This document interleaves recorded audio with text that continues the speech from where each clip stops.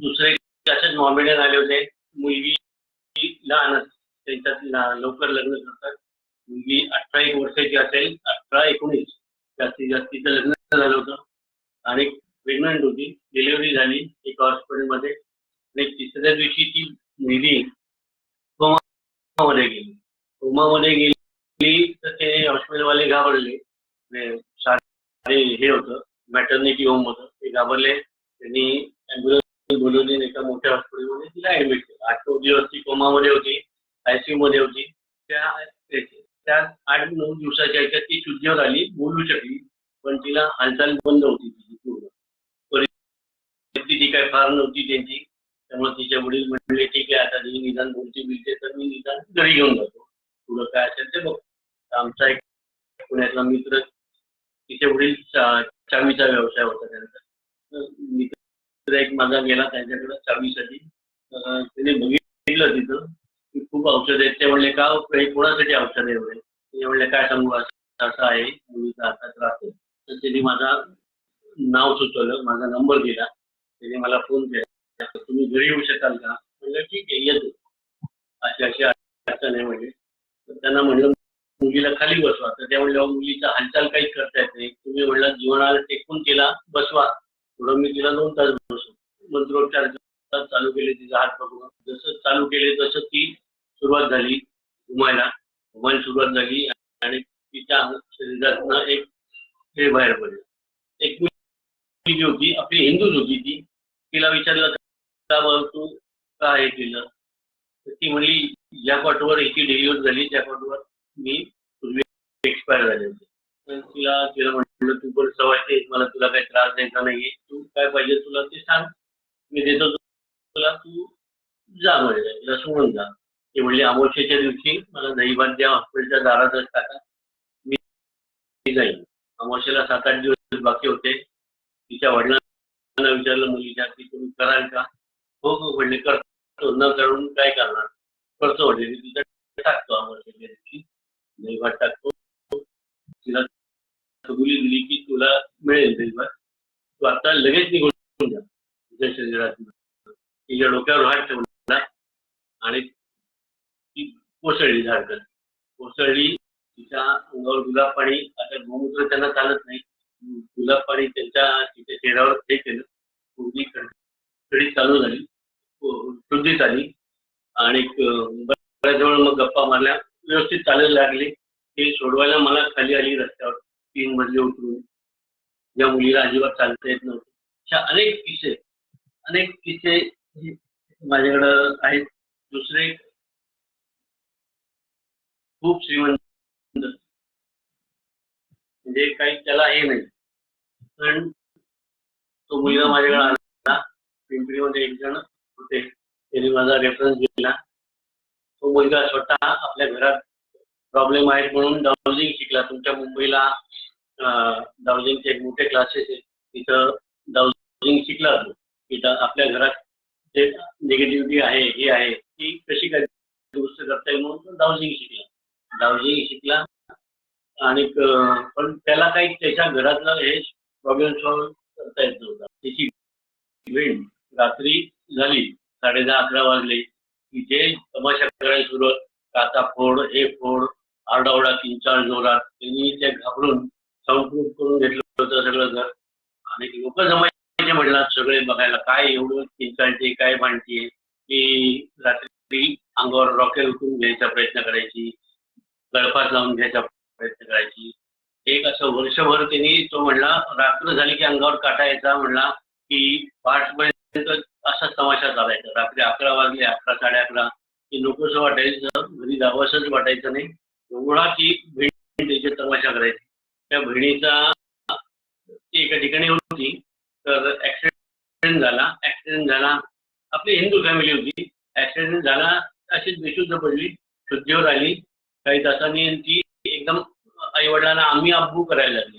तर त्यांना पण असं एकदम विचित्र वाटलं ते. आणि त्या मुलाचे वडील असंही नाही, ते चीफ इंजिनियर होते कॅन्टोन्मेंट बोर्ड. त्यांना पण एकदम हे झालं, शॉक बसला की अरे मुलगी एकदम असं काय करायला लागली. एकाने स्वतः जो ब्राउजिंग करतो शिकवणारा त्यांनी माझा रेफरन्स दिला. माझ्याकडे आला.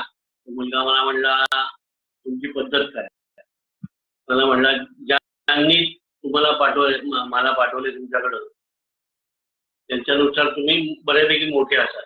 तुमचा नंबर 40वा म्हणजे तुमच्या अगोदर 40 असे मोठे लोक येऊन गेले आणि असे किरकोळ तर अंगारी दुपारी देणारे ते विषय होऊन गेले असतील पण कोणाचा काही उपयोग झाला नाही. मला म्हटलं तुम्ही कोण तर नाही जाणार. एक जण म्हणले आले होते ते पळून गेले म्हणजे असे ते बघून सगळं. म्हणलं मी कशाला पळून जाईल. मी नाही पळून जाणार. पद्धत विचारली. म्हणलं मी काही नाही हात पकडून मी तंत्रज्ञान सुरुवात करतो. समोरच्याला संचार येतो आणि त्या संचारामध्ये जे काही असेल त्याच्या अंगातलं ते बोलायला सुरुवात करतो. मी त्यांना त्या मंत्रोपचारात जोडायला त्रास देतो. त्यांना खूप त्रास होतो. मग ते वैतागून सोडून देतात. करणी असेल तर तुम्हाला अगोदर सांगितल्याप्रमाणे 4-5 सेटिंग मध्ये ते ओके होऊन जातं. त्या मुलीला 4-5 वेळा बसवलं आणि त्यांचं सगळं घराण्यातला इतिहासच तिने हे केला. कोण कोण झालं होतं काय तिच्या घरातले असेच करण्या करून 2 जण मारले होते. इस्टेटी तिचे 2 काका एक्सपायर म्हणजे करण्या करूनच मारले होते. असं इकडून तिकडून हे जे त्या मुलीचे वडील जे होते चीफ इंजिनियर होते ते पण जवळजवळ 4 महिने पूर्ण वेडे झाले होते. ठार वेडे. एवढं वाईट त्यांची हालत करून दिली होती. आज ती मुलगी इंग्लंडमध्ये तिला मुलगा झालाय. 8-9 वर्षाचा मुलगा आहे. व्यवस्थित सगळं तिचं चालू आहे. ती एवढी जबरदस्त करणी होती की तो मुलगा अजूनही नाव करतो. तो म्हणला रात्र झाली की 1 वर्षभर आम्हाला कसं काढलं आम्हाला माहिती. त्यातल्या एक वास्तू तज्ञाकडे पण गेले होते ते वास्तू तज्ञांनी पण हात टेकले. तो म्हणला नाही हे माझ्याकडनं काही होणार नाही. अशी केस सॉल्व्ह झाली. प्रचंड प्रमाणात हल्ली हे करण्या वगैरे चालू आहेत. त्या ह्याच्यात अनेक धर्माचे लोक म्हणजे आता बोलू नये तसं. दुसरी आता माझी मानलेली बहीण होते. मी अशा ज्या रंगलेले गांधलेले असतात त्यांना मी असं बहीण भाची असं मामा मी त्यांचा असा हे होतो. एक माझी मित्राची बहीण आहे ती माझी मानलेली बहीण. तिला पण आता 12-15 वर्ष त्रास होता करणीचा. त्या मित्राला मी सांगितलं होतं 5 वर्ष अगोदरच आले म्हणले ही मी म्हणजे एकदा दुरुस्त करू शकते. मुसलमान होते त्यामुळे त्यांनी काही ते ऐकलं नाही. त्यांचा ते मुसलमान त्यांचा एक मांत्रिक हे करत होता. पण त्या तिला एवढा त्रास व्हायचा की पॅरालिसिस सारखं ती चालायला लागली. ते पॅरालिसिस सारखं तिला त्रास व्हायचा आणि हातपाय लुळा व्हायचा आणि ती अशी ती खरडत चालायला लागायची त्या ह्याच्यात. पण एकदा खूपच त्रास झाला तिला आणि मग त्यांनी त्या मांत्रिकाला विचारलं की माझा एक मित्र आहे तो असा म्हणतोय की मी हिला दुरुस्त करू का. तर तो शेवटी मांत्रिक म्हटला चालेल हरकत नाही. मी मला बोलवलं घरी हे केलं. त्या बाईनी जी सुरुवात केली माझ्याशी मारामारी करायला. संचार आला तिच्या आणि 8-10 जणांना आवडत नाहीत असे पण तिने मारामारी करायला सुरुवात केली माझ्याशी आणि मारामारी करून मला म्हणली उचलून फेकून देईल तुला. ते 5व्या मजल्यावर राहत होते. 5व्या मजल्यानंतर फेकून देईल तुला खाली. नंतर दे फेकून तुझ्या खाली. प्रचंड ताकद आणि हे असे लोक 15-20 मिनिटं खूप ताकदीत असतात. नंतर मग ते मंत्रोच्चाराने ते रडायला सुरुवात करतात. मला त्रास देऊ नका मला ऐकू नका अशा तिला 8-10 सेटिंग मध्ये पूर्ण तिच्या याच्यात जे भूत सोडलेली होती हातपाय सोडलेले होते वाईट ते सगळे बाहेर काढले. तिला विचारलं की तिची सासू एक्सपायर झाली होती त्यावेळी ही तिथं गेली होती आणि त्यांच्यातलीच एक नातेवाईक तिने हिचा रुमाल सोडला होता. म्हणजे रुमालात ती सगळं हे उद्योग करत. त्या बाईला रुमाल पण परत करायला लावला. तर ती म्हणली या तुम्ही तुमचा रुमाल देते मला पण तो फार फाटलाय चिंध्या झाल्या त्याच्या. म्हणलं हरकत नाही रुमाल दे आम्हाला पाहिजे रुमाल. अशा अनेक हे जास्त करता येईल. तर आपण याच्यातनं काय अनुभव घ्यायचा किंवा काय करायचं आपल्याला बाधा होऊ नये म्हणून आपण बाहेरनं अन्न आणलेलं असेल शिजवलेलं अन्न किंवा अजून काही तर पहिल्यांदा एक घास काढून ठेवणे बाहेर खायच्या अगोदर.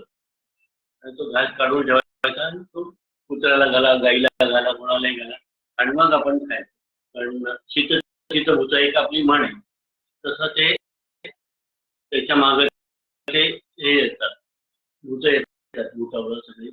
दुसरी मुलगी अशी खेळ बसणारी होती, ती गौरी गणपतीच्या याच्यात सासरी गेली होती. ते पुण्यात राहत होते, सासर खेडेगावात होतं, लांब होतं जरा, 50-1 किलोमीटर. गौरी गणपतीला तिकडे गेले होते. गौरी उठल्या तसे ते सगळं सामान गौरी पुढे जे आरास ठेवतात किंवा खाद्यपदार्थ असतात ते घेऊन ती पुण्यात यायला लागली. तर तिला येता येता ते अन्न बरोबर 2 जणी आले तिच्या बरोबर. एक आत्महत्या केलेली होती जाळून घेऊन, दुसरी अशी हे केलेली होती, आत्महत्याच केलेली होती, पण ते विहिरीत पडून. तर तेव्हापासून त्या मुलीला दातखिळ बसायला लागली. तेही औषधोपचार केले, हे केलं, पण ती दातखिळ काही थांबायला तयार नाही. आणि आमच्या गल्लीमध्येच राहत होती. तिला बघितलं एक दिवशी, तिला आईला म्हणलं की अहो हिला बाहेर जात राहत. ती म्हणली कशावर ओळखलं. म्हणलं असं असं माणूस समोर घेतला की ओळखता येईल. बसवलं तर ते तिच्या अंगाचं ते दोघी हे बाहेर काढले. ती पण मुलगी आज एकदम प्रचंड प्रमाणात असेल तर आपण काय दक्षता घ्यायची की बाहेरनं कुठनं आणलेलं अन्न ते करायचे नाही. आपले जे वस्त्र असतात, वापरते वस्त्र, ते असे कोणालाही द्यायचे नाही. ते तुम्ही एकतर कोणाला तरी चांगल्या ठिकाणी दान करा, किंवा शक्यतो आपण दात्यांची मोहरणीला किंवा हे, पण असे कुठेही बाहेर फेकून देऊ नका. याचा मिसयूज होऊ शकतो. तुमचं अन्न, शिजवलेलं अन्न, हे तुमचे केस किंवा नख असे कुठेही बाहेर काढून देऊ नका. तुमचे कपडे कुठेही असे टाकू नका गेलेले, त्याचाही मिसयूज होऊ शकतो. कुठेही असं बाहेर गेला ट्रिपला किंवा याच्यात तर नेगोशिएशन केला, कुठेही असं झाडाखाली शक्यतो बसू नका. झाड बघून म्हणजे साधारण कुठल्याही वड, पिंपळ, चिंच वगैरे अशा ठिकाणी शक्यतो ओपनवरच हे करा. अगदी वेळ आली तशी तर असे काही खबरदाऱ्या घेतल्या तर तुम्हाला ती बाधा किंवा निगेटिव्हिटी हे काय होत नाही. घरात जास्त आडगळ ठेवायची नाही. घरामध्ये प्रसन्न वातावरण राहील असं हे करायचं. पितृदोष असेल म्हणजे साधारण, किंवा मग मृगचित्रा धनिष्ठात नक्षत्रात राहू किंवा केतू असेल, अशा लोकांनाच बाधा होते, अशा लोकांनाच पितृदोष असतो, अशा लोकांनाच करणी होऊ शकते, आणि अशा लोकांनाच फक्त भूत दिसतात, बाकी कोणालाही दिसत नाही. म्हणजे एखादा म्हणला की मला भूत दाखव, तर ते शक्य होत नाही. त्याच्या पत्रिकेत जर असा योग असेल तरच त्याला फक्त ते दिसू शकतं, त्यालाच ती करणी होऊ शकते, त्यालाच बाधा होऊ शकते. एरवी कोणालाही नाही. उद्या मी म्हटलं की एखाद्या मोदींना करावं तर ते तसं होऊ शकत नाही, कारण त्यांच्या पत्रिकेत तो दोष नाहीये. त्यामुळं अशा मी कोणी ठरवलं की कोणालाही आपण हे करू शकतो तर ते तसं होत नाही.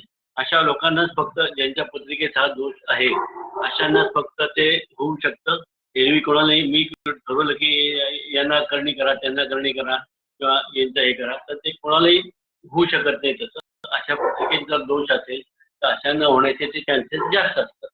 आणि दुसरी गोष्ट, पितृदोष आहे म्हणून बरेच जण ज्योतिषी सांगतात नारायण नागबळी करा, नाशिकला जा, तिकडं हे करा.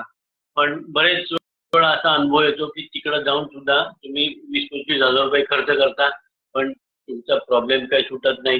कारण तिकडं एकदम असे भरपूर 25-25-30 जोड्या बसवलेल्या असतात, आणि तुम्ही तुमचं गोत्र सांगा, तुम्ही तुमचं हे वडील, आजोबा, पणजोबा, खापर पणजोबा यांची नावं घ्या, आणि तुम्ही तुमचंच हे करा. गुरुजी मंत्र म्हणत असतात, ते होलसेलमध्ये चाललेलं असतं, त्यामुळे त्याचा परिणाम होतोच असं काही नाही. माझ्याकडे असे पितृदोषवाले किंवा नाशिक त्र्यंबकेश्वरवरून नारायण नागबळी करून आलेले सुद्धा लोकांना गुण नाही आला, असे लोक सुद्धा माझ्याकडे बरे झालेले.